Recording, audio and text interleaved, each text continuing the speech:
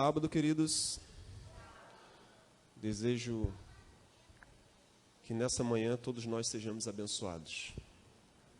Meu nome é Fernando, sou um dos anciãos da igreja de Santa Clara, no distrito de Belclima. Fui convidado pelo meu filhinho da fé, o Ricardo, está aqui com a sua esposa, a Thaís. Se batizaram lá conosco, como eles moram aqui perto, estão congregando aqui, graças a Deus já estão se integrando. Sou professor da rede municipal já tem 15 anos, cursei o mestrado em teoria literária na UERJ, nasci com catarata congênita, aos 2 anos de idade, eu tinha apenas 10% da minha visão.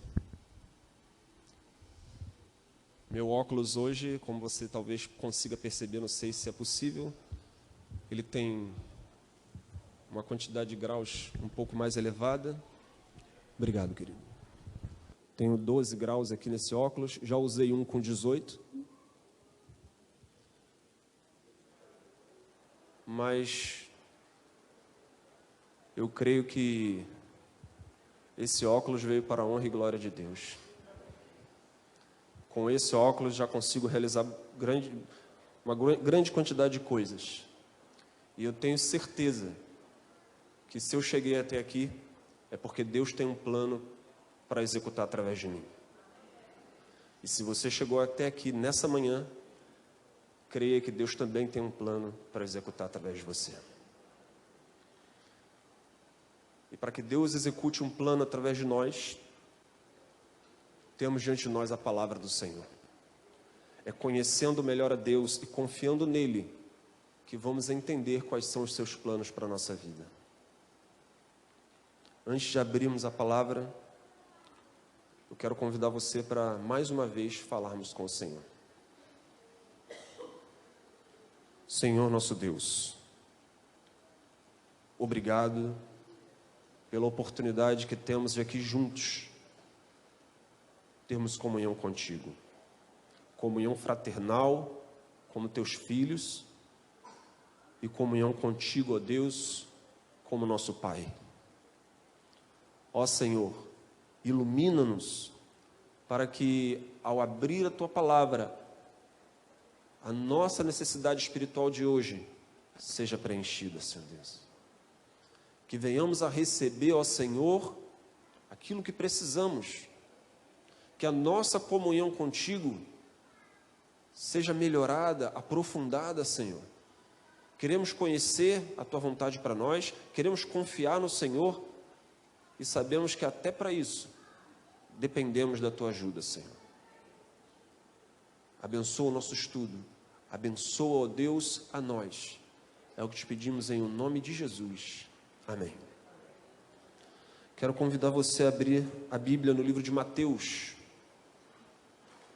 capítulo 6, a partir do verso 25. Mateus, capítulo 6, a partir do verso 25.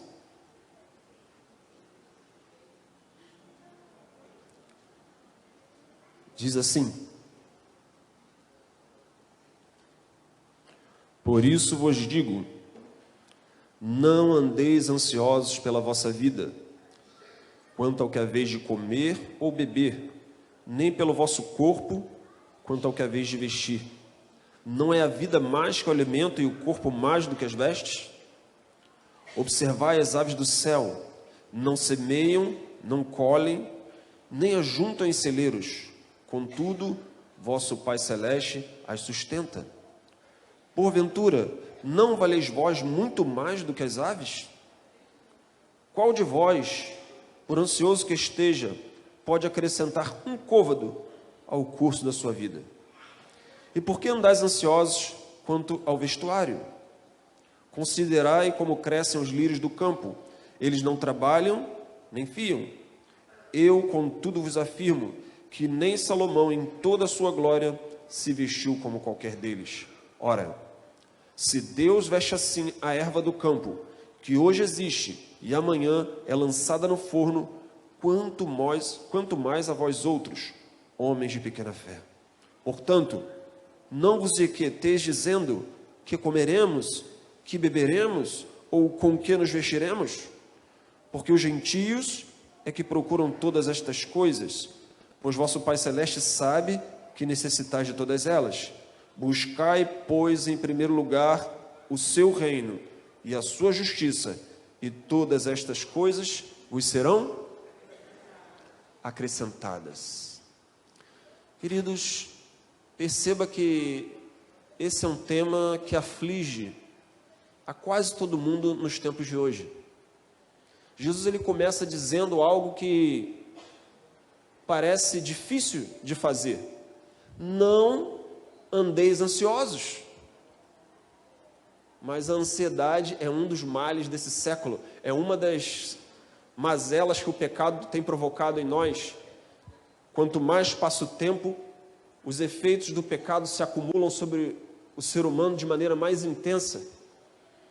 E a ansiedade é uma dessas coisas que acontece conosco hoje de maneira muito intensa.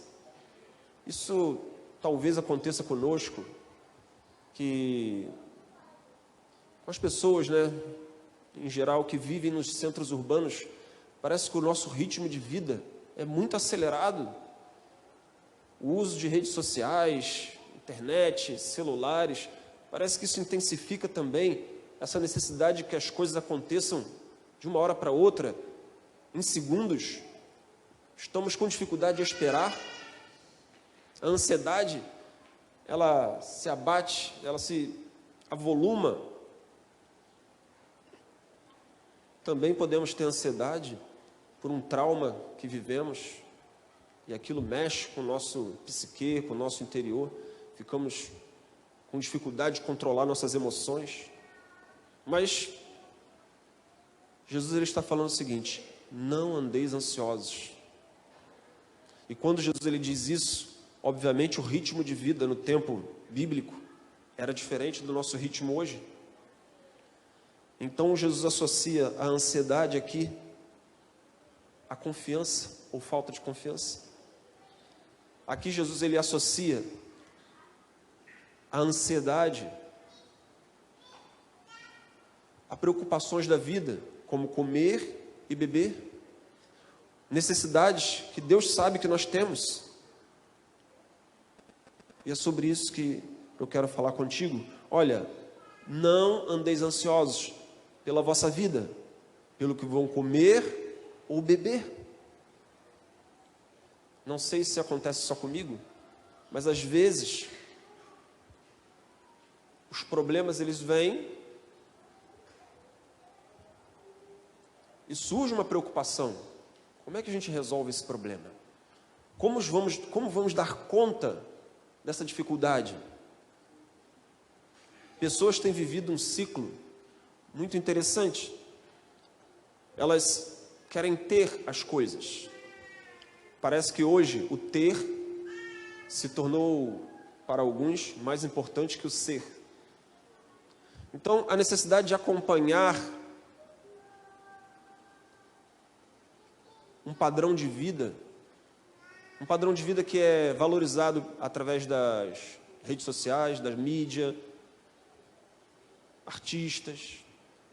E as pessoas passam a acreditar, e às vezes nós também passamos a acreditar, que para viver bem é necessário seguir aquele tipo de padrão, se encaixar em um certo modelo de estilo de vida. E as pessoas, para alcançar esse padrão, esse status, às vezes gastam o que não têm, criam dívidas. Essas dívidas já começam a atuar sobre a mente da pessoa, porque as preocupações elas vão se avolumando. Para resolver o problema, muitas vezes o que se faz? Aumenta-se a carga de trabalho, o tempo em que a pessoa trabalha. Num geral, o ambiente profissional não é um ambiente familiar. Então, o estresse pela dívida agora é somado ao estresse do tempo de trabalho que cresce. E ao invés de melhorar as coisas, se torna um ciclo, porque a pessoa entra num processo de crise de ansiedade. Em alguns casos, para aliviar a crise de ansiedade, ela compra de novo e o processo ganha um novo start. E Jesus está dizendo para a gente, olha, não andeis ansiosos. Satanás, ele deseja que o povo de Deus esteja ansioso. Perceba que as pessoas que vivem com ansiedade clínica, que já é um grau de ansiedade muito forte, tornam-se muitas vezes até incapazes de fazer as coisas. Porque a ansiedade paralisa, a ansiedade destrói, modifica completamente a pessoa. E se você tem vivido um quadro de ansiedade, saiba que Deus continua ao seu lado. Deus continua contigo. Quais são os argumentos que Deus está usando nesse texto para dizer que nós não devemos estar ansiosos? São coisas simples, sabe? E eu fico encantado com Jesus, dentre outras coisas, porque Jesus, ele consegue, com mensagens tão simples, transmitir um conteúdo muito profundo. Ele consegue atingir as nossas necessidades mais íntimas, com palavras muito simples. Então, olha só, a primeira coisa que Deus diz aqui, que Jesus diz, você não deve se preocupar, observe as aves do campo. Elas não semeiam, elas não colhem, elas não ajuntam em celeiros, mas o Senhor cuida de todas elas. E Ele acrescenta, olha, quanto mais não cuidará de ti, homem de pequena fé. Em outras palavras, o que Jesus está dizendo para nós é o seguinte, olha, você é a coisa mais importante que eu tenho nesse mundo. Eu criei todas as coisas, eu sou o Deus Todo-Poderoso, eu sou o Criador, criei os animais, criei o universo, mas de tudo que eu criei, você é a coisa mais importante. Eu vou cuidar de você, não se preocupe, não ande ansioso, porque você está aqui, na palma da minha mão. Eu sei a quantidade de fios de cabelo que você tem na cabeça, ou se não tem. Eu conheço você no mais íntimo, como diz o Salmo 139. Antes de você nascer, eu já te conhecia.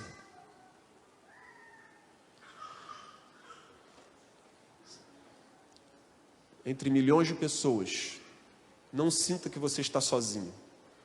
Dentre um público como esse que temos aqui hoje, não pense que você é só mais um. Deus, Ele olha diretamente para o seu caso. Deus olha diretamente para o seu problema. E você pode confiar em Deus, que Ele quer o seu bem. Poderíamos ficar muito preocupados se não entendêssemos bem quem é o Senhor. É um pouco sobre isso que eu quero falar. Olha só, Deus, Ele tem dois atributos maravilhosos. Ele é todo amor e Ele é todo poder. Ele é todo poderoso, mas Ele também é todo amor. Se faltasse apenas um desses atributos, nós realmente estaríamos em situação difícil. Imagine que se Deus, Ele fosse todo amor, mas não fosse todo poderoso, por mais que Ele nos amasse, talvez Ele não conseguisse nos ajudar, talvez não conseguisse atender às nossas necessidades. Se Ele fosse todo poderoso, mas não nos amasse, talvez fosse ainda mais preocupante. Mas eu quero dizer para você que Deus é todo poderoso e Ele nos ama demais. Ele tem interesse na sua vida. E Jesus prossegue dizendo o seguinte, olha só.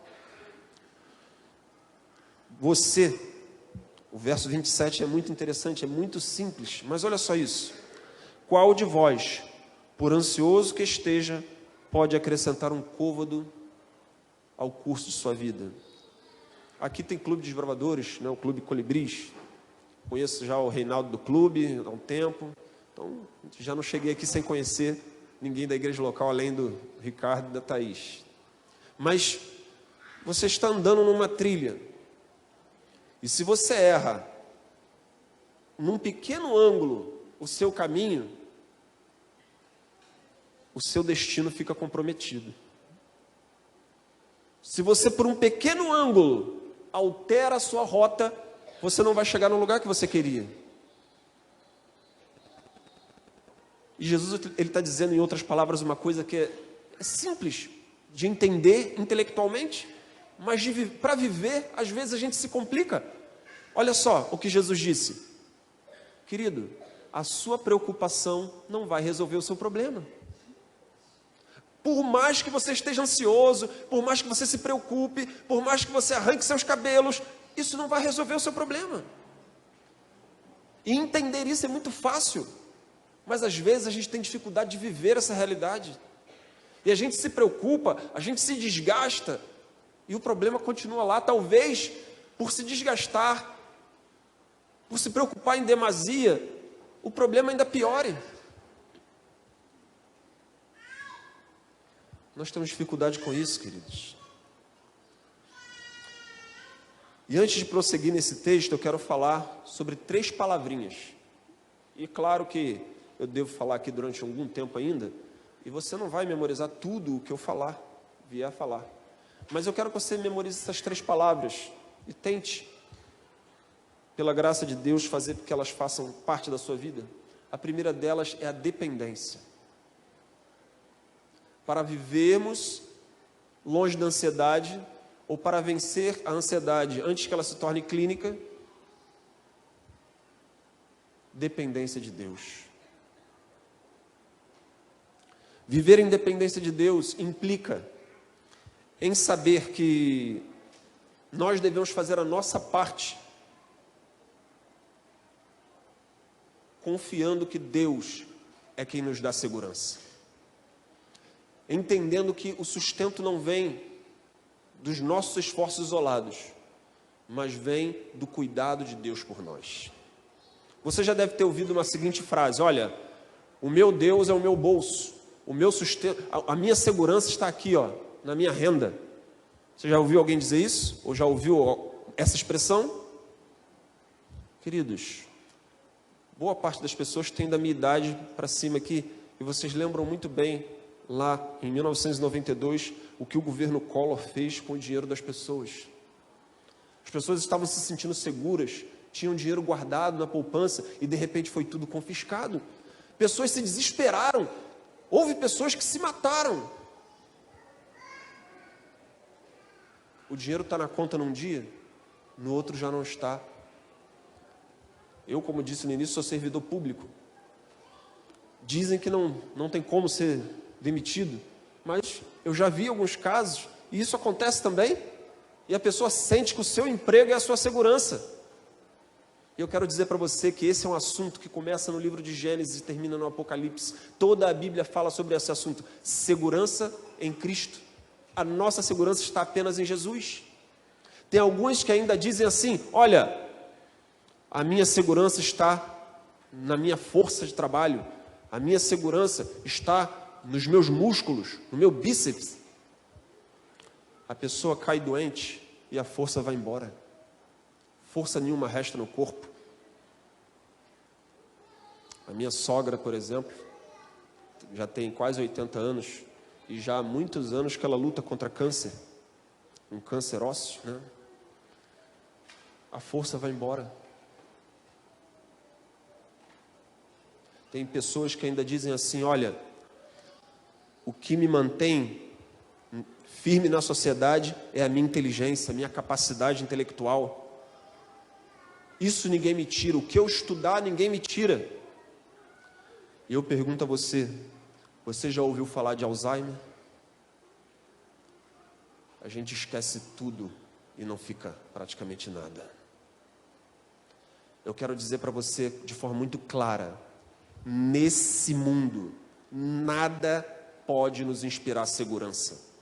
A nossa segurança está unicamente em Cristo Jesus. Se não entendermos isso, estaremos inclusive em perigo de perder a salvação, porque também a nossa salvação depende unicamente de Cristo Jesus. E se nós não dependermos dele para sermos salvos, se dependermos de nós mesmos, estaremos em risco de perder a salvação. Porque a salvação é pelo sangue de Cristo Jesus. Entender que ao planejar, precisamos consultar a Deus em oração e pedir: Senhor, me dê orientação para os meus próximos passos. Ao começar um dia, entender que eu preciso orar e pedir que Deus conduza a minha vida naquele dia. Entender que se as coisas ainda não estão dando certo, eu preciso continuar fazendo a minha parte, porque eu não dependo só de mim, eu dependo de Deus. E Deus, Ele vai continuar cuidando de mim. Viver assim não é fácil, porque nós não queremos saber disso, queremos que o amanhã esteja muito sólido sob nossos pés. E é claro que é muito bom quando conseguimos planejar tudo e deixar as coisas num estado de aparente segurança, mas confiar plenamente em Deus é o que realmente garante a nossa segurança. A segunda palavra que eu quero que você memorize, a primeira foi qual? Dependência. Dependência de Deus. A segunda palavra que eu trago e quero que você memorize é a palavra contentamento. Às vezes os problemas se agravam na nossa vida porque não temos contentamento. Vivemos um padrão de vida que não é o nosso. Queremos coisas que não se aplicam a nós. Às vezes queremos nos medir por pessoas. Você tem um círculo de amizade, às vezes até dentro da igreja. Você tem amigos na igreja que têm uma condição melhor e você quer acompanhar aquela pessoa em tudo que a pessoa faz. Só que a sua situação é diferente. Às vezes é no trabalho, é na escola. Contentamento não significa ser medíocre. Nós devemos trabalhar, estudar para tornar nossa vida melhor a cada dia, claro. Mas viver felizes com o que temos, porque foi o Senhor que nos deu. Se ainda não recebi aquilo que eu quero para o futuro, eu quero estar feliz hoje, porque o Senhor está comigo. Porque o Senhor conduz a minha vida. Muitos vivem miseravelmente tristes, chateados, porque não têm as coisas, não conseguem ser agradecidos por aquilo que já têm. E uma simples comparação com a sociedade vai mostrar que a nossa vida deve ser feliz. Visitar um hospital mostra como está o contexto da sociedade. Visitar os presídios mostra como está esse contexto. Vá por aí e preste atenção nas pessoas drogadas, jogadas pelas ruas. Tenha um pouco de empatia e preste atenção nas pessoas no sinal pedindo dinheiro.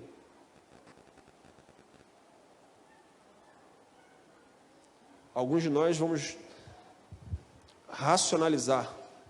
A pessoa não fez o que devia a seu tempo, por isso que está nessa situação. Pode ser que seja até verdade isso. Mas o fato é que Deus conduziu a sua vida de tal modo que hoje você está aqui. Você chegou ao ponto em que está hoje, porque Deus conduziu a sua vida até aqui. E muitos estão aí fora, pagando um preço de viver longe de Deus. Contentamento, queridos. Por fim, confiança. Confiar em Deus é a melhor coisa que nós podemos fazer. Confiar em nós mesmos é a coisa mais triste. As religiões pagãs, elas tinham muitas delas tinham essa visão, a visão do homem como centro das coisas. O homem tem que realizar, o homem tem que fazer. Queridos, nós fazemos aquilo que Deus pede para nós fazermos, porque confiamos que a orientação dele é a melhor. Que a orientação do Senhor é o nosso muro de segurança. Enquanto estivermos dentro da orientação de Deus, temos garantia de felicidade. E quando eu digo felicidade, não é todos os problemas resolvidos. É uma felicidade interior de estar na presença de Deus. Porque outra coisa eu preciso dizer para você. Enquanto estivermos vivendo nessa terra corrompida pelo pecado, não teremos um estado de felicidade, alegria completa. Porque aqui não é o resultado final que Deus deseja para nós. Há de se pensar e há de se entender que o que Deus deseja para nós são novos céus e nova terra. Se aqui fosse tudo perfeito, que necessidade haveria de um novo céu e de uma nova terra? Então entenda isso de uma vez, queridos. Enquanto vivermos aqui, iremos enfrentar problemas, mas Deus prepara moradas. Deus está preparando moradas, queridos. Por fim, olha o que está escrito no verso 33. Buscai, pois, em primeiro lugar o seu reino e a sua justiça, e todas estas coisas vos serão acrescentadas. Isso aqui é fantástico. Deus está dizendo o seguinte, olha só. Vamos fazer o seguinte. O texto já disse antes que Deus sabe que nós precisamos de todas as coisas. Outro atributo de Deus, Deus é onisciente. Não pense que Deus esqueceu de você ou que Ele não sabe o que você está passando. Deus, Ele sabe. Deus sabe o que está acontecendo. Então Ele sabe que você está precisando de alguma coisa. Mas ainda assim Ele diz o seguinte, olha, tudo bem, eu sei que você tem algumas necessidades, eu sei que você está precisando de algumas coisas. Mas faz o seguinte, cuida do que é meu, em primeiro lugar, que eu vou cuidar de você. Cuida do meu reino, cuida da minha justiça, cuida. Busca primeiro isso. E pode ficar tranquilo, porque eu estarei cuidando de você. Queridos, quero fazer uma pergunta. Qual foi a primeira coisa que eu li?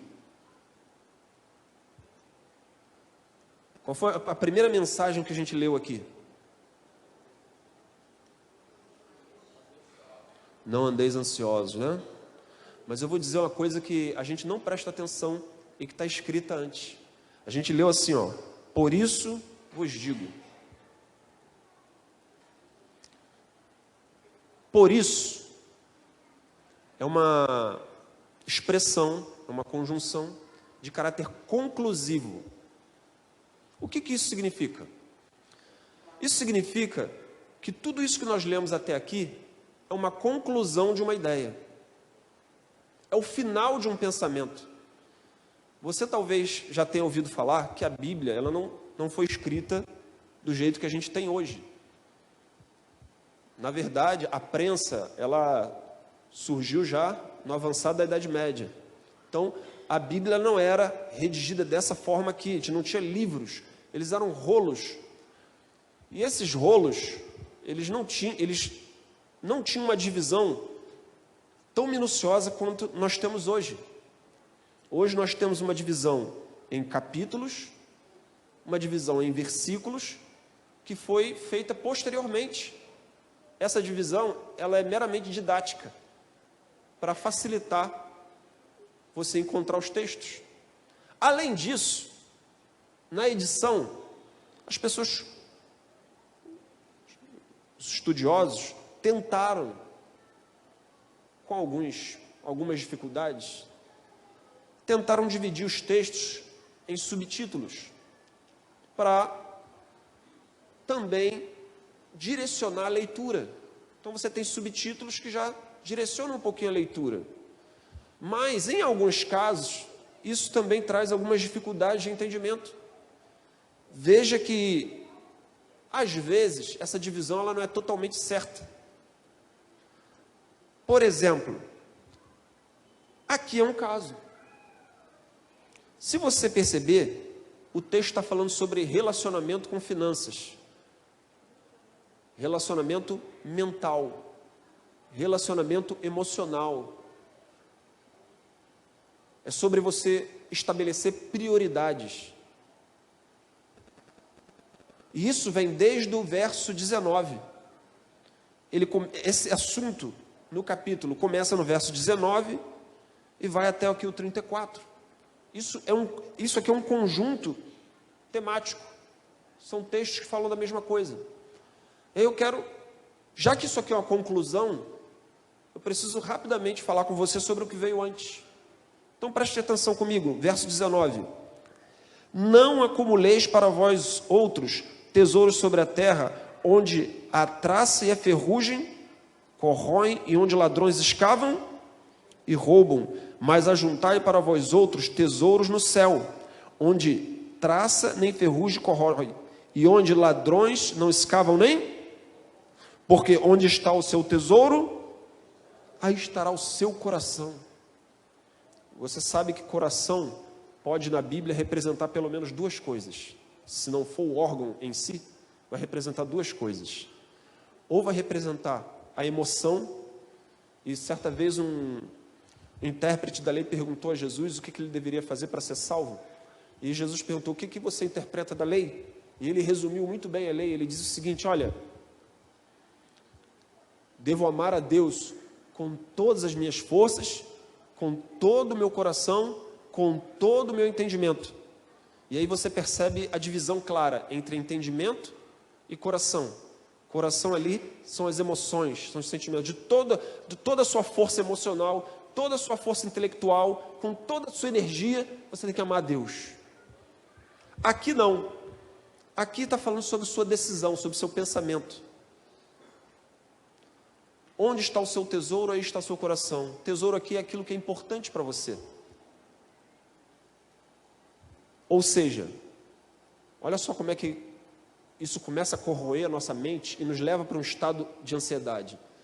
Aquilo que realmente é importante para você, habita o seu pensamento.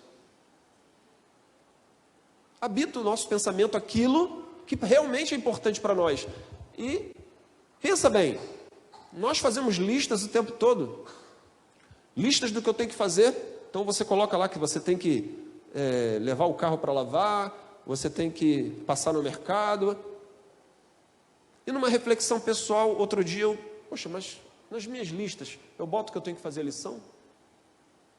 Eu boto na minha lista que eu preciso ler a Bíblia? Eu boto na minha lista que eu preciso visitar algum irmão que está há algum tempo sem vir à igreja? Aonde está o seu tesouro? Aí estará o meu coração.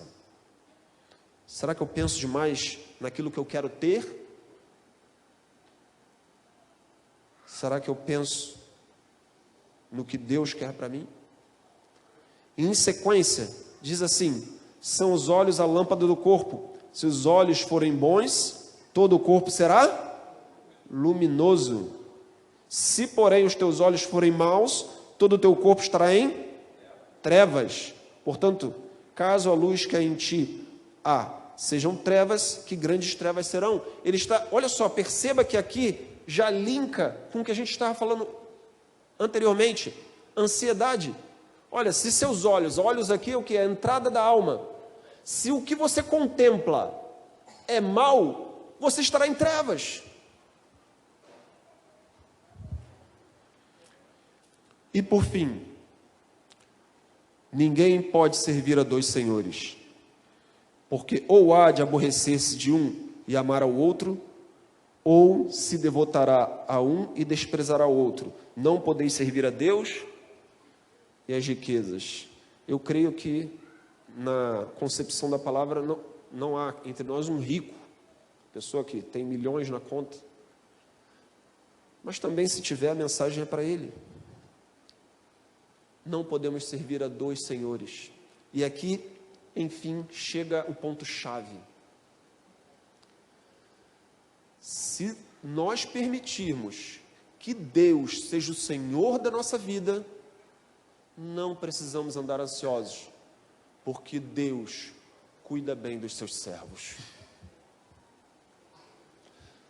Enquanto qualquer outra coisa se assenhorear dos nossos pensamentos e da nossa vida, teremos motivos para estar ansiosos, nervosos, preocupados, porque só existe segurança em Deus. Mas se eu permitir que o Senhor seja aquele que domina, aquele que se assente no trono do meu coração, eu não preciso me preocupar, porque ainda que eu morra, viverei.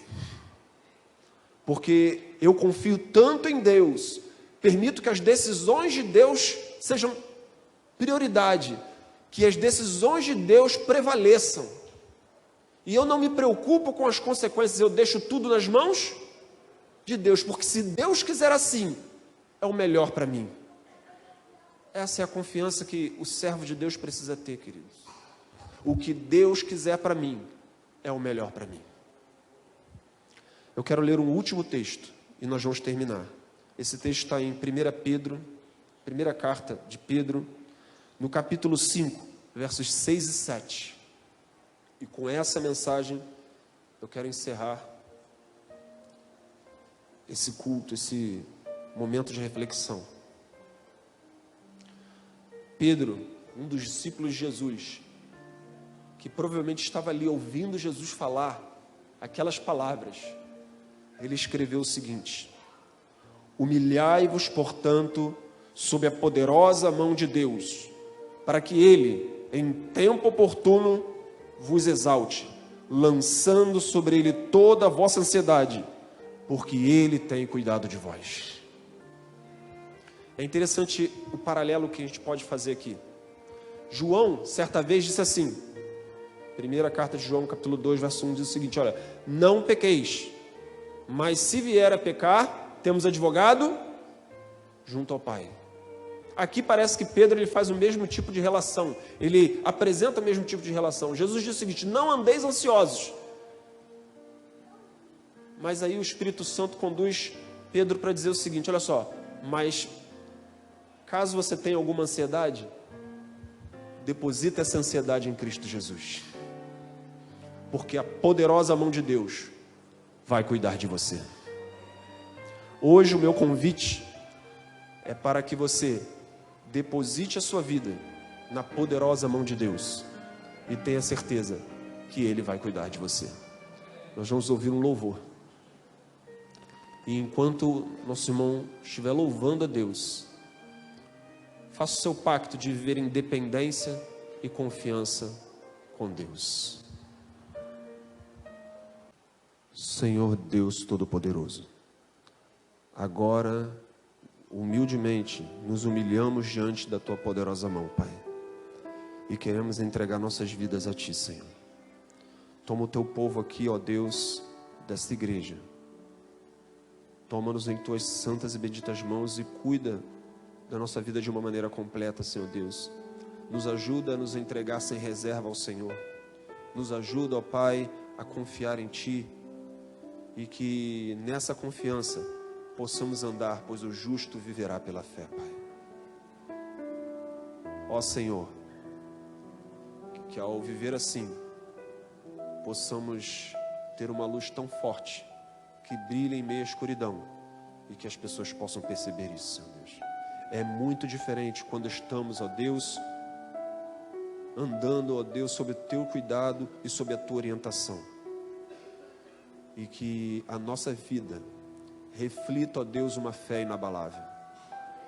Perdoe nossos pecados. É o que eu te peço e te agradeço em nome de Jesus. Amém.